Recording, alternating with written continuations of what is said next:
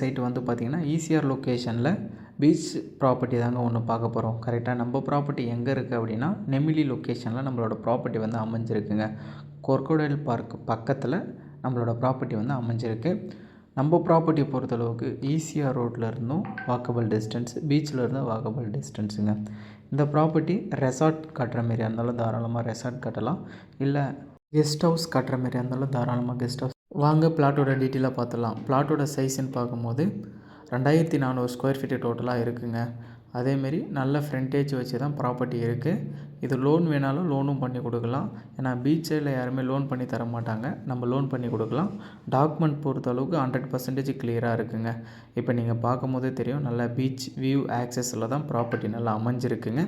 இந்த ப்ராப்பர்ட்டி பொறுத்தளவுக்கு direct owner property தான். மகாபலிபுரம் பொறுத்த அளவுக்கு வந்து பார்த்திங்கன்னா ஜஸ்ட்டு ஒரு 8 மினிட்ஸ் ட்ராவலர் டிஸ்டன்ஸில் தான் ரீச் பண்ணிடலாம்.